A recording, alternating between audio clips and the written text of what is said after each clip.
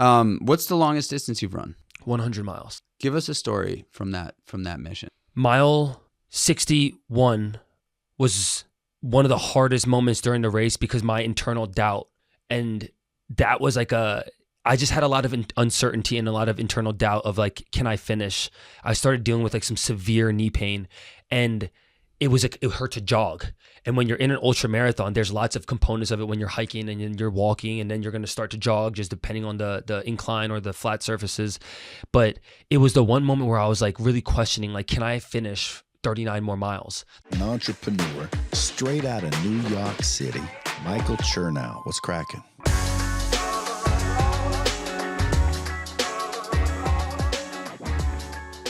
What up, y'all? Welcome back to the Creatures of Habit podcast in a new studio. So this is a new studio that we're recording down in Austin with the We Do crew. Creatures of Habit podcast and We Do Production Network is now partnering on the Creatures of Habit podcast. And I've made that announcement already, but I just want to introduce you guys to the new studio. I'm going to be coming down here every 4 to 8 weeks.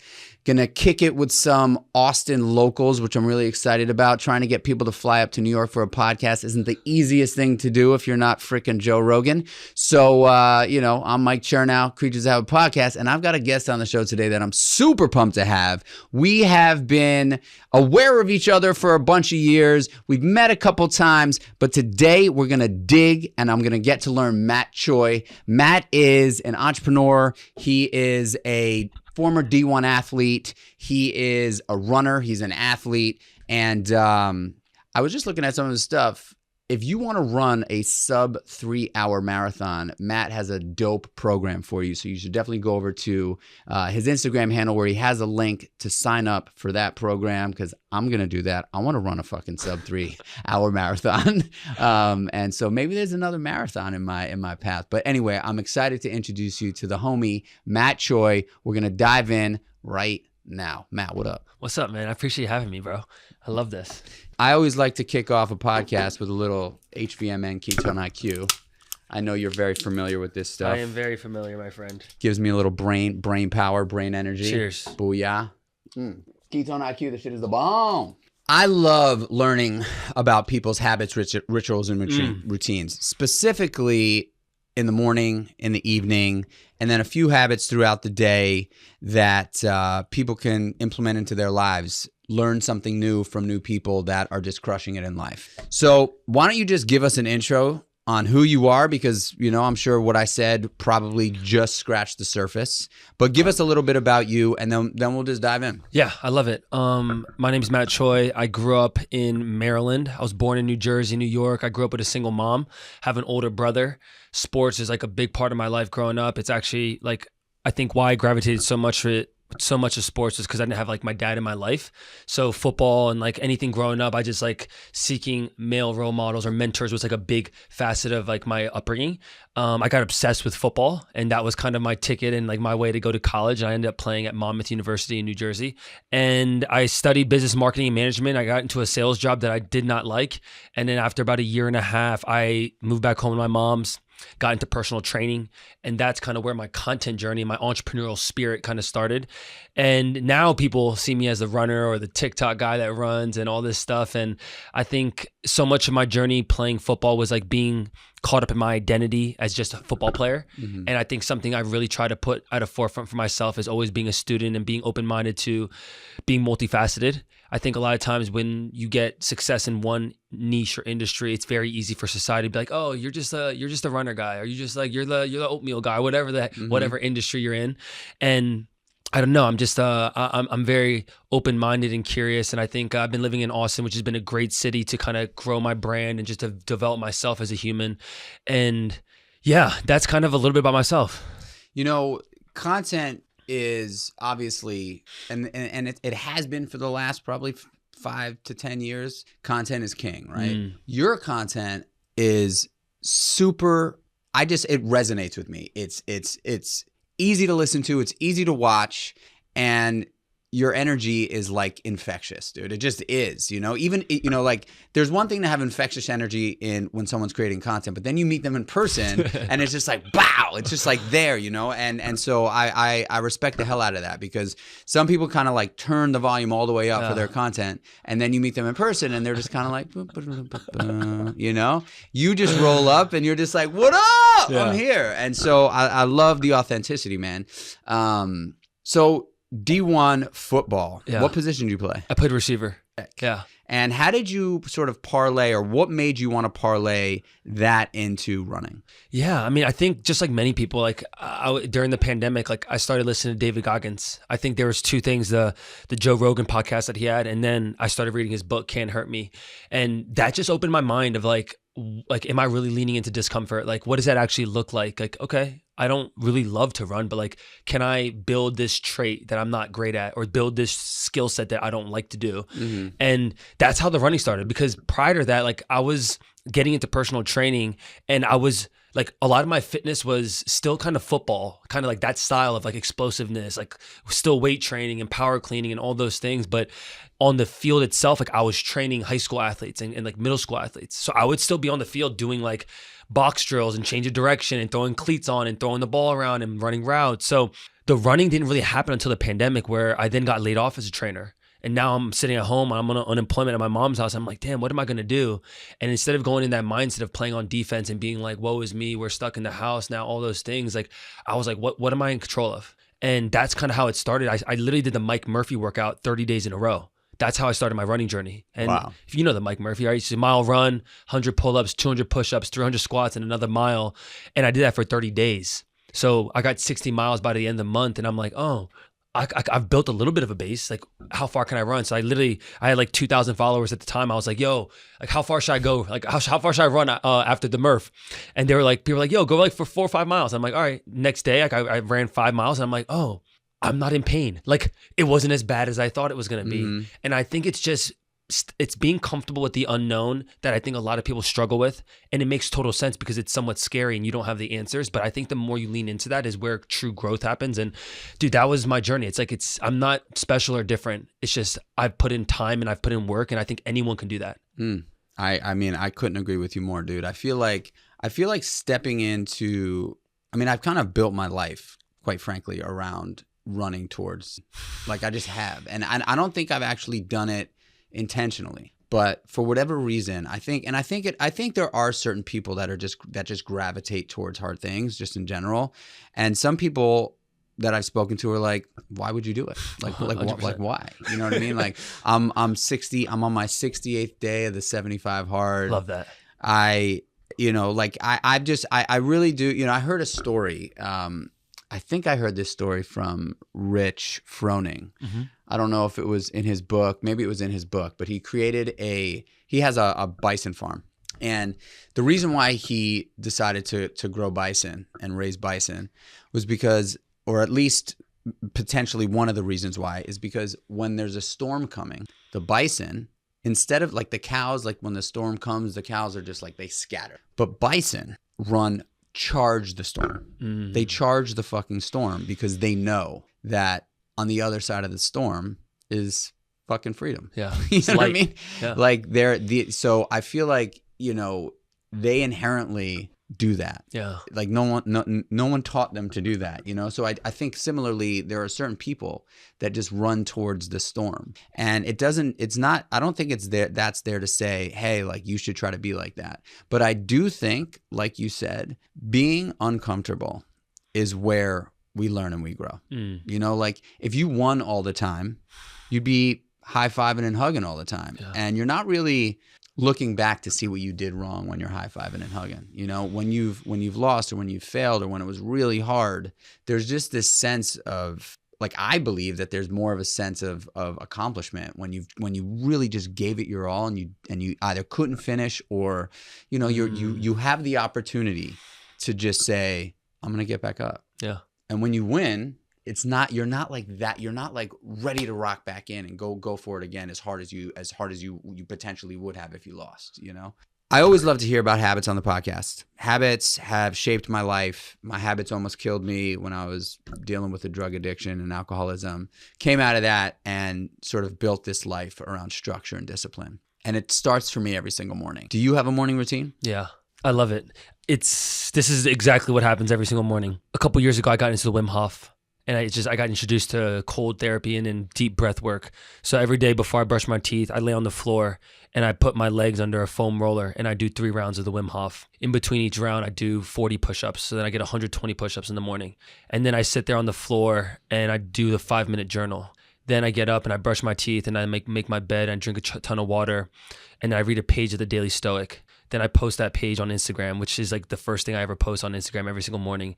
But I don't really scroll through Instagram at that time. It's just taking the picture to upload that. Then I go and get some greens in the morning, like a green drink. It used to be AG1. Now it's like a different supplement. Then I get ready and I do some like light warming up to go for a run.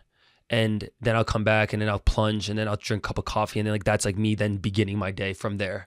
And I feel like I've just implemented that. And and a lot of those things, like, after I built one habit, it was just stacking these things. And people talk about habit stacking where, yeah, it's like, can you take the same 10 minutes and then do multiple things during that? Like, so the entire time I'm doing Wim Hof, I have the red light also on. So it's like all these minuscule things that I've found that have truly optimized my days. And Michael, even when I can't do this all the time, like when I travel, some of those variables are not in my control. Like I don't have the red light with me. I might not have a foam roller, but like I can still lay on the floor at a hotel or at an Airbnb and still do 3 rounds of the Wim Hof. I can still do the push-up. So even though I'm a big person of habit, if I get thrown out of it a little bit, it's not end of the world. I don't think my day is going to be awful because I didn't get to do red light that day. I think for a lot of people, it's in your controlled environment. Like how disciplined are you? And then when you get out of that, it's like how much grace can you still show yourself and still execute the day as if you had all the things that you wanted. Mm-hmm. So that's kind of what my morning looks like. This is a good conversation. So I had a weird feeling that I was going to ask you about a morning routine and you were going to lay it out very clearly like that. I just, you're one of those guys, right? And I'm one of those guys too, right? Like I have my morning routine, I've been doing it a long time. It means a lot to me. If I don't do it, I'm all good. Like if I'm traveling, like this morning I'm traveling, right? Like I have my ideal morning routine. And I want to make this clear for everybody listening. I have my fucking ideal morning routine, very similar to your ideal morning routine. And then I've got my non-negotiables. Yeah. My non-negotiables is simple, man. I brush my teeth. I wash my face. I put on my contact lenses. I say my prayers. I do my push-ups. I do my stretching. And that potentially could just be it, right? Those things I do not miss. And that is something that every single person can do. Mm. And the reason why you and I both do these things is because there's very little in life we can control. Like very little, man. Once someone or something kind of steps into your periphery, you've lost control, right? That person now could potentially want your attention. So you have to be ready for that. So stacking these little things in the morning, wins that we can control, little tiny things, it ultimately just enhances our life, right? It's just like, it's a life enhancer. And there's a lot of, 5 years ago, morning routine was like, morning routine. Everybody's got a morning routine. Now it's like, oh God, the morning routine. Like these fucking guys, they've got these long, drawn out morning routines and blah, blah, blah, blah, blah. And I'm like, yo, you can hate all you want. Like hate all you want. But at the end of the day, when you're done with your morning routine, you're a better person. Am I right or am I wrong? 100%. Right. And I think better person is all subjective because it's like I'm a big Hormozy guy. And I know that has been brought up here before where it's like Hormozy's like, yo, you don't need a morning routine, get to work.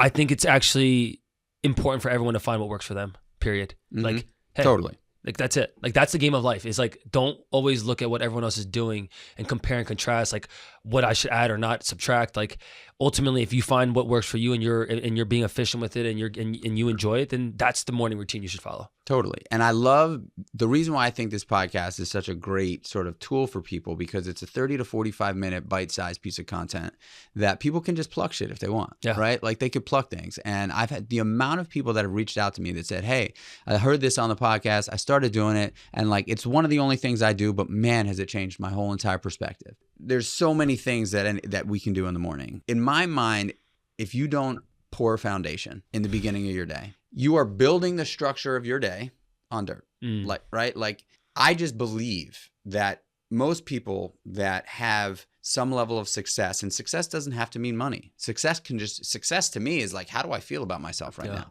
You know what I'm saying? Like, how do I feel halfway through the day about myself? Am I thinking about myself in a negative way, which ultimately makes me a selfish person? Because if I'm thinking of myself negatively, I'm probably spending a lot of time on that and not a lot of time on others. But if I'm not thinking about myself negatively, chances are I'm spending more time thinking about other people. And so if I take care of myself in the beginning of the day, I've got so much more space to be of service to others, right?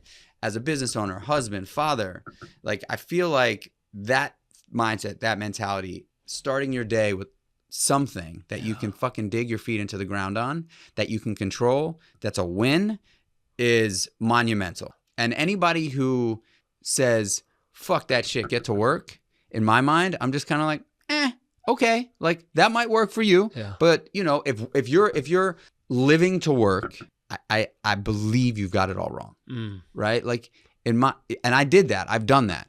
I've built businesses where I fucking worked 2 years straight, 15 hours a day. I was miserable. Money was coming in, man. I was fucking making a lot of money in the restaurant, but I was not happy. Are there any habits that you do throughout the day, whether it's running habits or just habits in general, organizational tools that you use throughout the day to sort of just keep you focused? Yeah, I mean, I live off the Google Calendar. I mean, I think that's kind of like the first thing. In terms of like throughout the day, I mean, I've recently gotten a sauna at home. So like that's been something that's a staple. Like, you know, it's in my calendar, 4:30 to 5:30. Like I'm in sauna and I'm doing rounds of sauna, cold plunge. Throughout the day, it just depends. Like I feel like so much of my work is also play. So at times I'm trying to identify like what is actually work and then what is like me recovering or me taking time for myself. And a lot of it is a mix because like I honestly never feel like I work at times because so much of what I get to do is like what I would do and it's what I did for free when no one was paying me to do these things. But I would say midday, like there's not like a set nap time or anything. Like I'm actually pretty much like I'm pretty like consistent in terms of like just like how I like live and operate day to day. There's nothing like set in stone in the middle of the day where I'm like, yeah, that's something that I always do. But yeah, I mean, I drink a cup of coffee after like all that stuff in the morning and then that kind of sets me through to midday.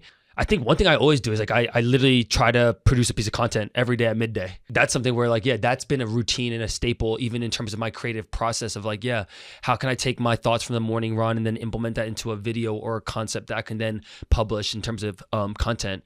And that's something where it's like, yeah, there's been some days I missed, but like most days, more times than not, I'm producing at least one piece of content a day. So that's a great thing to talk about. So there's a lot of content creators listening to the podcast. Can you give us some little tips, some tricks, maybe some, you know, hooks that you think of, things like that content creators can potentially think about differently? Yeah, I think, you know, now there's so many creators in the world. It's always saturated. Every industry is somewhat saturated if you think about it. But I think the best thing you can do is figure out like your own voice and how you can put your authentic twist to whatever space that you're in. Like I just came back from a pickleball panel and like I play pickleball like once a week, but like I'm on panels with all these people that play pickleball like 5-6 days a week. And that's all the content that they make. But my ability to still understand the branding side of what it means to be a creator. And I was still able to kind of give some gems from my perspective of building a running community and how that can be something very similar in pickleball. I think it's finding that voice, like what makes you different than the next person that's making the same content, that's in the same industry. And at the end of the day, it's ultimately you. Like it's the fact that you're one of one. And I think it's leaning into that. Now, can you get creative ideas from a Mr. Beast or a Ryan Trahan or a bunch of these popular YouTubers or creators? 1000%. But I think you have to make content that is relevant to who you actually are and what you believe in. Because over time, if you just try to go for viral content, like I could list a bunch of great ideas and hooks of videos, but if it has no relevancy to the kind of content or what you're actually about, then it's just like, yeah, it's nice to have a viral hook, but if you don't really care about running a marathon with Apple Vision Pro, then it's quite irrelevant for you. So I think it's being true to yourself. And I think a lot of that goes through repetition and it goes through having a level of self-awareness on like, what are you trying to be about? Like, what are your morals? What are your values? But I've been thinking about hooks a lot. I think when it comes to retention is like really the thing that's been like a key word for me because I'm really trying to develop my YouTube right now. And you're killing it on YouTube. You got like 240,000 subscribers, right? I appreciate it. I do. I mean, I think a lot of that came from shorts. I think I can do a much better job of storytelling long form. And Mike, it's like, it's different when you're trying to get someone's attention for 8 minutes than in 45 seconds. Mm-hmm. So I think that's something that I'm still trying to work on and see how I can keep someone's retention for 6 minutes instead of 2.5 or 3 minutes where they're cutting off right now. Mm-hmm. So the hooks for those types of videos look a little bit different. But if we're talking about short form, I think it's about answering a question, serving your community. Like, are you providing value in some form or fashion? Like, that's how I think about hooks. It's like, is this going to be educational? Is this inspiring? Is this going to motivate someone? Is this going to teach them something? And like, that's how I would start in terms of ideating what your hooks look like. The best content the content that gets the most connection with my audience, and I think in general, is when I tell a story.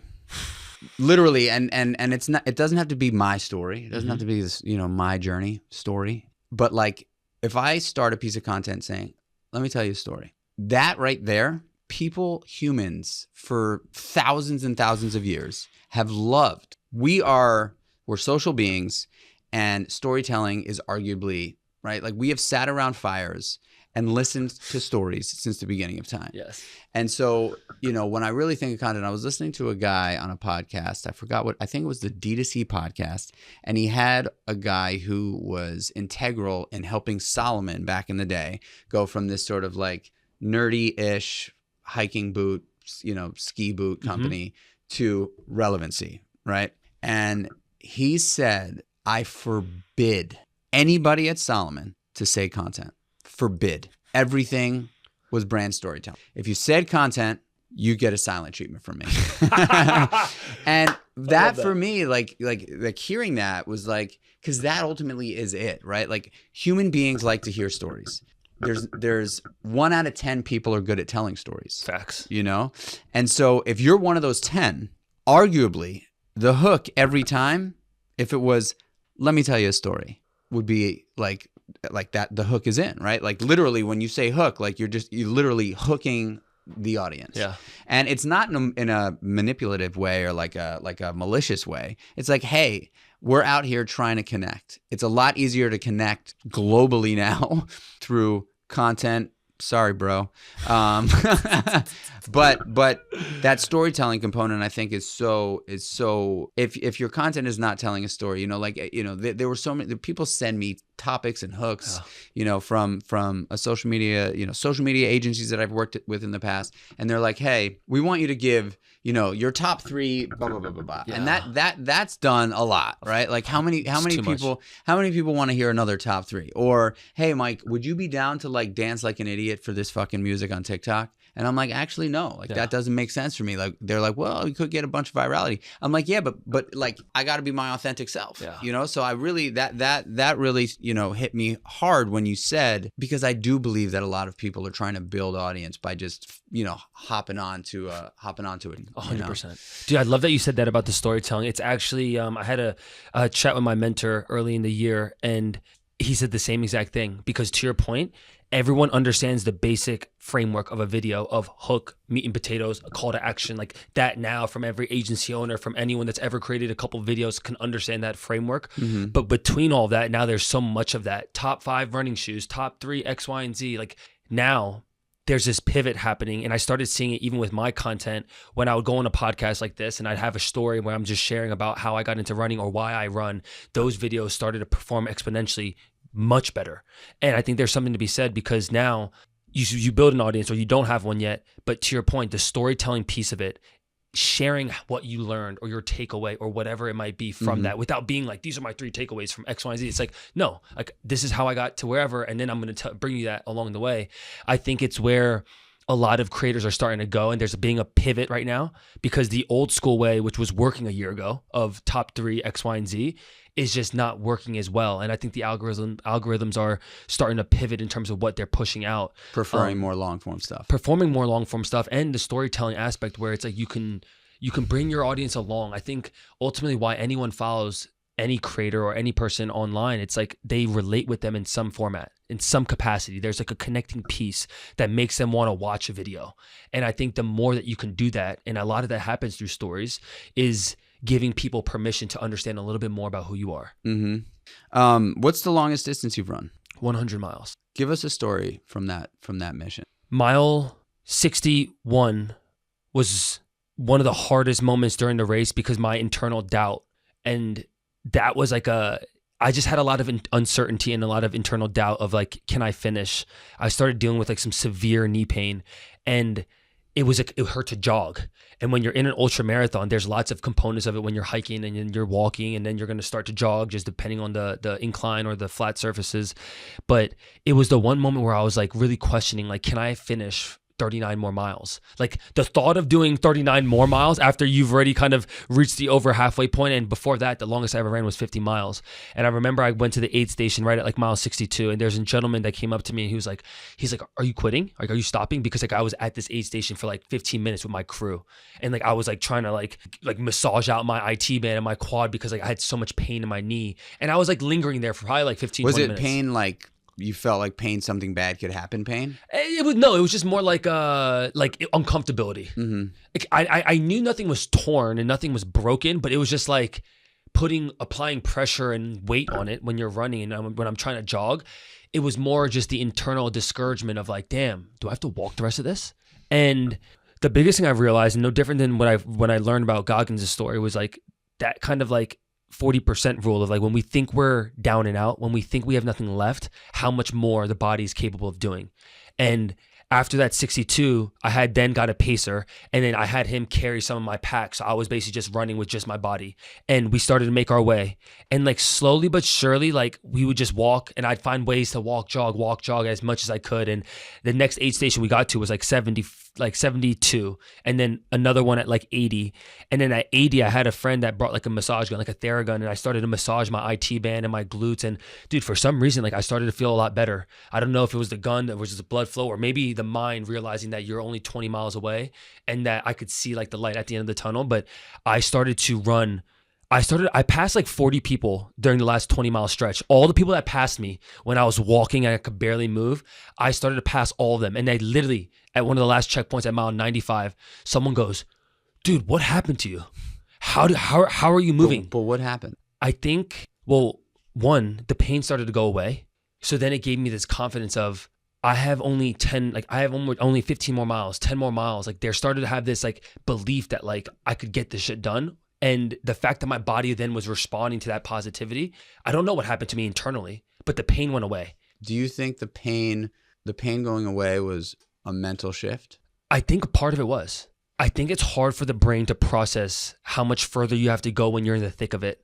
But each step that you go forward, you're getting a little bit closer. And for whatever reason, the brain can process. I had done a lot of marathons in the past. So I'm like, oh, just 20 miles? I'm like, I can wrap my mind around 20 miles.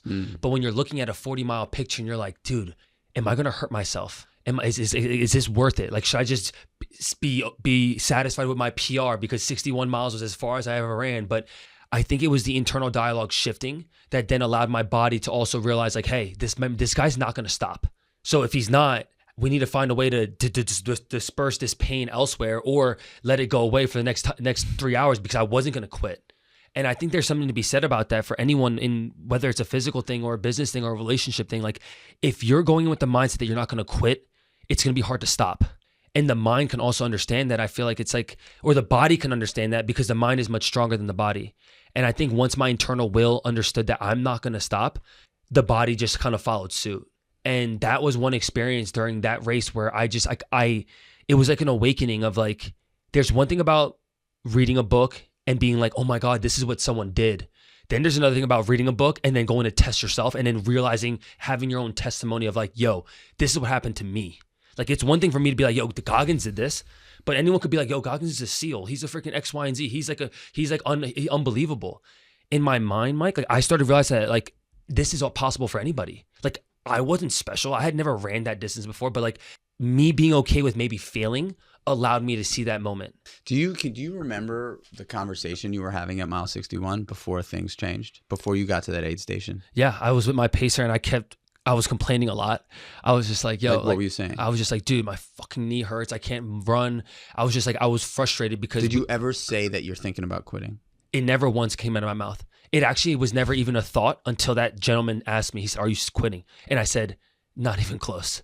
I said, I was like, I'll walk to the finish if I need to. Like that was my mindset, is that I knew that I was above the cutoff, and I literally was like, I'll walk to the finish if I had to. And I think, yeah, there was no thought of quitting. You said something. You said the mind is much more powerful than the body. And, from my experience in my sort of athletic endeavors, I actually think, which it's strange. So there's two things that I think, on that comment. One, the mind is incredibly powerful. And I really do think that the mind is way more powerful in ego, meaning ego tells us we don't have to finish. Don't worry about it. You're fine. Like, you can just quit. You don't have to finish.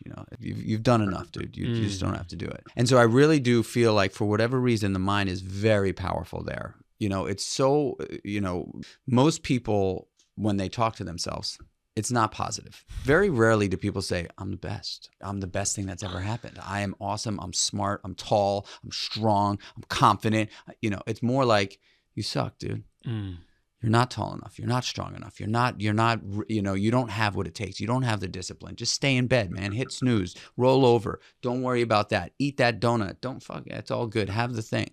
That conversation is so much more powerful. And so I agree with you that the mind is very powerful that way. However, what I've learned in some of these crazy things that I've done is that my body is able to overpower my mind if I go into the body, because a lot of us go into the mind, right? Because that's where that's where the mechanic lives. That's where the engineer lives, up there. But if we're able to break away from that mind that's telling us, yo, dude, I did this 75 hour crazy, and it was 75 hours, probably about 2 hours of sleep, not a lot of food, run by Navy SEALs. It was arguably the hardest thing I've ever done. And I've never run ultra marathons, but I've done a bunch of marathons, and I've competed in bodybuilding competitions, and I've had to fucking starve myself for 4 months. Like, I've done a lot of crazy shit.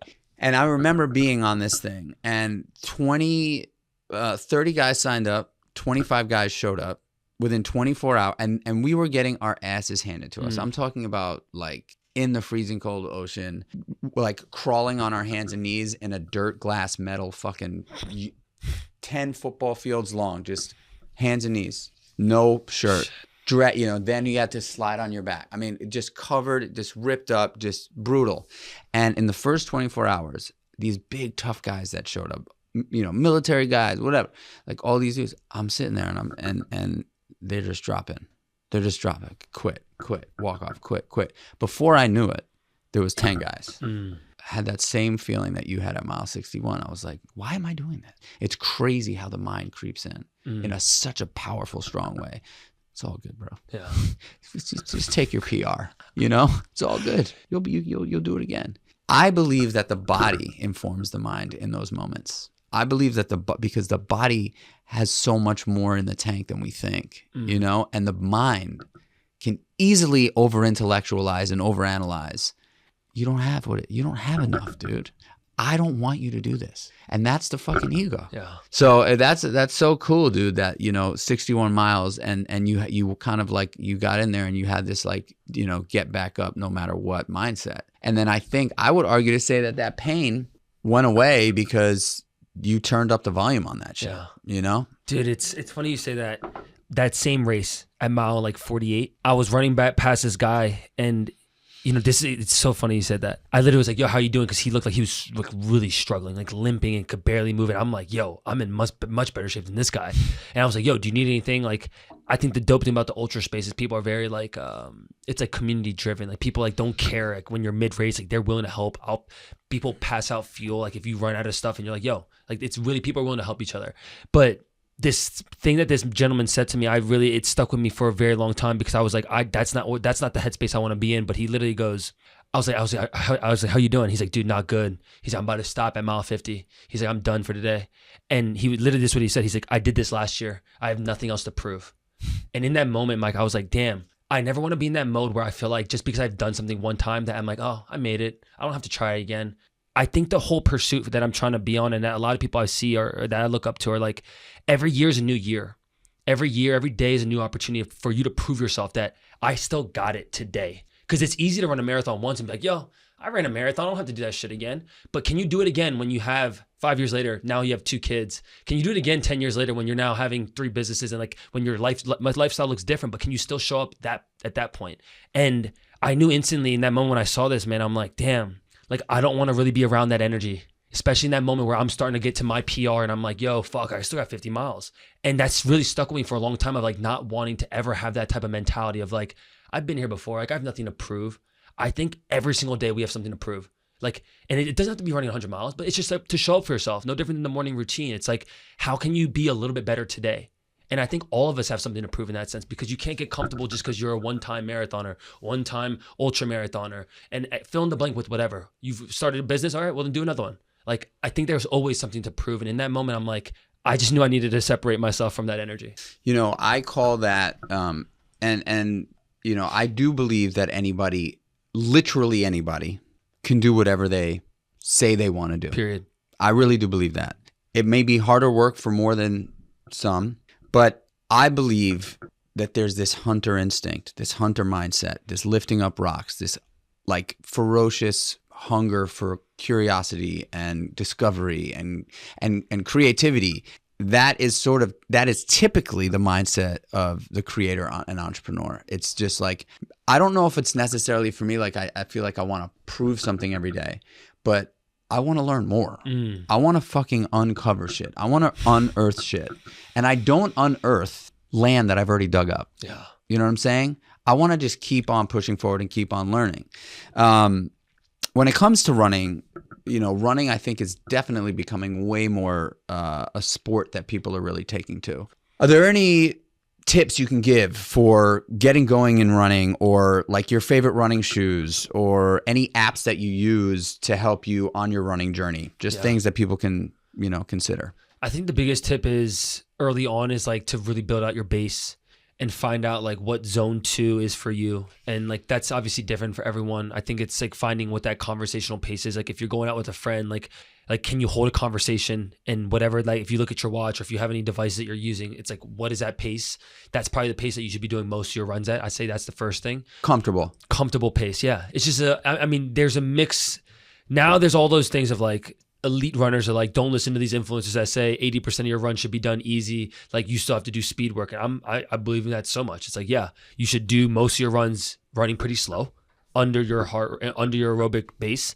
And then you should incorporate speed. Like no matter what your speed is, you should incorporate some days, one day out of the week where you're running faster than your marathon pace or your goal in an interval style, or just like for distance faster. Interval style, a track workout, a fartlek workout, which is speed play where you're mixing in like 2 minutes of fast, 1 minute slow, or 2 minutes fast, 2 minutes slow, whatever.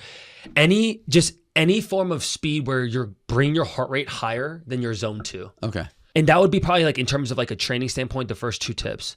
Shoes, I'm always just like personal about like not really being like, this is the shoe that works for you, because like everyone's foot is different. Like what works for my foot as someone that has a neutral foot and a normal arch, like might not work for someone that has a low arch and that needs a more support in their foot. So it's hard for me to say like a specific shoe, but something that I've been running in recently have been like due to New Balance 1080 foams, in addition to the Nike Pegasus Next Natures. Like those are just some shoes I've been running in. Mm-hmm. In terms of apps, like I'm a big guy on Strava. Like I use Strava just as like a lot of data points. And something I've recently been using is this app called Runna, RUNNA, which basically is like your online like running coach.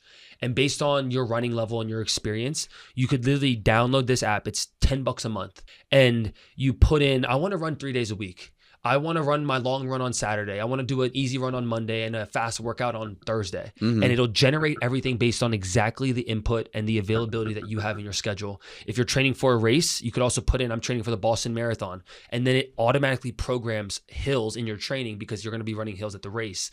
So that has been an app, Runna, that I've been a big fan of recently. And I've worked with different coaches online and in person, but I've always find that like, I want to give and test resources for people that might not have the availability to pay a coach online month to month. Mm. So paying for a running service that's $110 for the year is a lot more doable for your general population. And I think I'm always looking for ways that, once again, to relate with my audience, it's like, yo, you don't want to spend $300 on a month-to-month running coach? Try this thing out, right? Or just go download something for free. Like I have a free program. Like there's tons of free stuff online now where there's almost no excuses. I come back from the training world, so like people pay for accountability and I respect that. But ultimately, like if you have the information, it's like, can you just like stick to the plan and just stay consistent with it? I think that actually might teach you more than having a coach that's going to babysit you.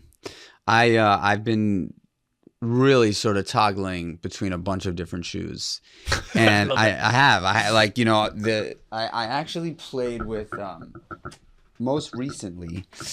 I got a pair of sneakers from Reebok. I don't even know if they have launched them yet. Okay. But for whatever reason, I've just started to kick up my running game again. I'm contemplating running the New York Marathon again in November. Not 100% sure yet. My back is a little fucked up, and running tends to like wreak havoc on my back. But I'm a 4-foot striker, and a lot of the new running shoes, if not all of the new running shoes, are so cushy. Yeah. It's like, I feel like it's in the last 3 years, it's just like they're all so cushy. Very much. And if you're not a heel striker or a midfoot striker, what is the purpose of that cushiness? Like, do you like, I mean, I know that's a little technical, but it's just a question that I have. Yeah. Are most runners running on their forefoot? I would say most marathon and like marathon, half marathon runners are probably like midfoot strikers.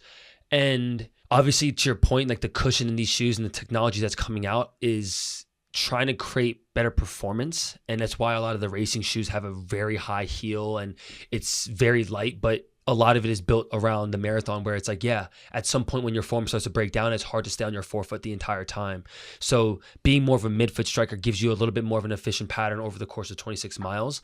But they're like the shoes itself like become very cushiony and very soft, and some people don't like that. But yeah, I think a lot of that is designed because a lot of marathon runners are heel strikers or midfoot strikers. And it's just like over time, it's like sprinters are so forefoot, marathoners tend to be more midfoot heel strike because over the course of your pattern, your gait, like it's hard to stay on the toes the entire time. Right. Now, Kipchoge and a lot of those guys, like if you really slow down and watch the teach tape on their form, like a lot of them are striking that midfoot, forefoot, but they're operating at a speed that is a sprint for most people. So they've obviously like optimized for that, and obviously the shoes itself are helping. I would say look into the brand Ultra. They have ones that are a little bit more minimal, and they have a wider toe box so your foot can actually splay out. Those ones are interesting in terms of like if you are more of a 4-foot striker. Are you training for anything right now? I'm training for the Speed Project, which is a relay race, 300 miles from LA to Las Vegas. Wow. It's a 6-person relay team. So you start at the Santa Monica Pier and then you run to the Las Vegas sign. There's no rules to this race. It's unsanctioned. There's no medals. It's just literally like... How fast can you go? Yeah, pretty much. It's a team relay style. And obviously like the major brands send out their elite teams. But like if like our team is not going to like, we're not going to win any medals. We're not going to win first place. But it'll just be, yeah, like how fast can we compete with other teams that are like, you know, in that like kind of mid ballpark. Do you think you'll do another 100-miler? I already am. I have Leadville 100 coming up in August, which is a pretty challenging and well-known 100-mile ultramarathon in Leadville, Colorado. And that's just been one that I've been putting my name in the past 3 years, and I haven't had the chance to get in. And last year, I helped pace a friend for the back 38 miles, and it was a beast. It was a challenge. And I'm really looking forward to that race this year in August. It's a pretty hilly race, no? It's pretty hilly, 17,000 feet of climb. But the hardest thing with that race is that you're at 10,000 feet of elevation, which makes it very hard to breathe. And a lot of people, like literally last year, 42% of people finished. So they had 1,000 runners, only 420 of them finished. Wow. So it's one of those races where it definitely, you enter the pain cave and a lot of people get their souls taken. I've heard that. I've heard that a lot in the running community. It can take your soul. This race is going to take your soul. And in that one, dude, there's a hill. It's called Hope Pass. It's actually where you spend most of the time, and it's most of the climb. It starts at like 9,000 feet, and you get all the way up to 12,500. But you have to do that one time, and it's 12 miles, and then you have to go out and then do it again. So you have to summit it twice for 24 miles. That's where most people spend their time. And there's this thing at Leadville, like if you make it past that at a certain point during the race, like there's almost like it's a high percentage that you finish it, but most people don't make it back from that mountain. Why do you want to do this stuff, dude? What is the conversation you have with yourself when you sign up for a 100-mile race? You know, it's actually exactly what you said about being a student and less of it being like, I have something to prove to myself. It's actually exactly what you said is like, I was such a poor student when I was in school. I never really applied myself because my identity was obsessed with football. And now, like my only goal in life is to be a student. And I want to seek what I can do from a physical standpoint, from a mental standpoint, from a business standpoint, from anything I do. It's like, I want to learn what humans are capable of, especially myself. And I think that has just been it's like, that's my driving force. When I sign up for a race like that, it's like the fact that I might fail intrigues me. I failed my whole life. Like I've lost 2 state championships in high school. I had back-to-back state championships. I lost literally a title game when I was my first year in flag football. Like when you started talking about failure, I realized early on when you said it early in the pod, I realized that so much of my life has been about failure. I've actually won very few times. So I think that's been something that's always scratched my itch of like, you're right. Like I'm more driven and motivated when I fail, when I mess up, when I do something wrong, or like I'm driven on that. That's the mental conversation I'm having when I sign up for races or even in the thick of it. It's like the fact that I might fail intrigues me. We talked a lot about running, a lot about entering the world of discomfort, the mindset when you go into something like that, about actually not necessarily about the event itself, but the process of learning while you're there. Right? Or post, whether you complete it or not. What does recovery look like for you? Like what is the sort of other side of this world where like, you know, you're going, and you put a lot of miles on the road, your fucking joints. There's no doubt. Like I think some people are genetically set up better than others for running specifically because it's so much impact. However, everybody who runs ultimately is going to deal with things with that much impact on their joints. What do you like to do for recovery, and what does a wind down routine look like for you? Yeah, there's recovery is a lot of things. I think the first thing that will relate to a lot of people because it's very available is foam rolling. I think doing myofascial release in any capacity, whether it's with a foam roller, a lacrosse ball, a massage gun, like that is like a bare minimum that I think everyone should be doing, especially on the major muscle groups that are getting impact, their calves and your glutes and your hamstrings and quads. Other stuff has been like, is there a place that people can go see? Like, have you posted content about this is what my foam rolling looks like, this is what my lacrosse ball rollout looks like? I have. I think I could do more of that actually. That's actually a really good call out. I've done that in the past, and actually it's funny, like those videos don't perform as well. Like most people are just like it's Mike, it's like the shit that actually is the answer. Sometimes it's like the unsexy stuff, which tends to be the stuff that people don't want to do. Mm-hmm. But I think to your point, I've made YouTube videos on it. I've also made short form. I could probably do more. But yeah, I think that actually gives me something to walk away with here as well. I'm a fan of cold plunging and sauna. I don't think that's available for a lot of people, so I don't like to always mention that, but that's something that's in my routine that I've found has helped like somewhat. Mobility. I try not to call it stretching because I think static stretching is something that there's a time and a place for it. But for a lot of people, getting into end range, getting into mobility movements is actually probably more important. Mm-hmm. And that's something that throughout the day, like I have in my office, like a lot of times if I'm taking a call, like I'll literally just sit in like a couch stretch, or I'll sit in like a pigeon and just really like lengthen and just get into end ranges. And that's something where when people see me like move and mobilize, like they're shocked at how flexible I am. And I think that's something that has truly helped me stay healthy, because the more angles that your joints can play in, the less chance of compression. Mm-hmm. And I think that's what you're talking about when it comes to, like running it's a plyometric activity. So the more like there's a lot of stress on your joints, but if you can lengthen some of those spots out, I think that's something that's significant. I think honestly, the thing I should have said first is sleep. Like I sleep 8 hours a day. You do 8 hours. Like literally today I got like, I think 7:45, and like, that's because like 20 minutes I'm still awake. So it's like, I'm getting 7.5, 8 hours of sleep a day, which I think has been optimal. And it's been something that's truly helped me. Last year or a year and a half ago when I was training for sub 3, it was really hot in the summer, and I was training in the summer for like a fall race. And dude, I was waking up so early. I was like literally sacrificing sleep, and I started to really get burnt out of running because my coach had me going like 65 miles a week, and I'm just like, yo, that's too much. Like my body's not used to it. I was like on fumes. But I started realizing after I did some blood work too, I'm like, yo, I need to optimize for sleep first. So what are you doing there? So I don't know, man. I literally just schedule my day where the minimum is 7 to 8 hours.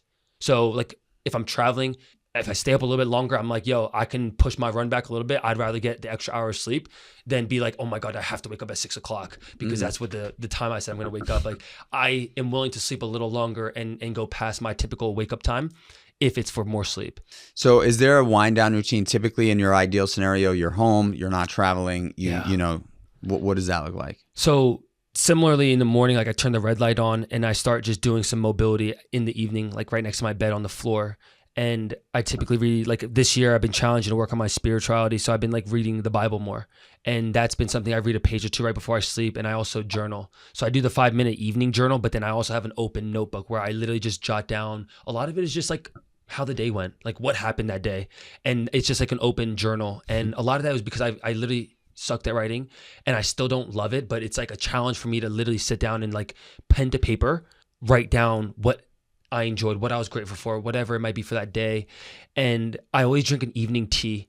There's this Korean tea called borecha, and it's like a buckwheat tea, and I just drink that in the evening, and as I'm like doing all those things, and that typically is like my wind down. I try to get off the devices at that point, and I just try to like stimulate my brain in a way that's not from the from the device, because I'm on the device so much during the day. But that's kind of what the evening looks like. I feel like people have a harder time going to bed early than they do waking up early. Facts. And I think I do too. So do I. I'm pretty good at home.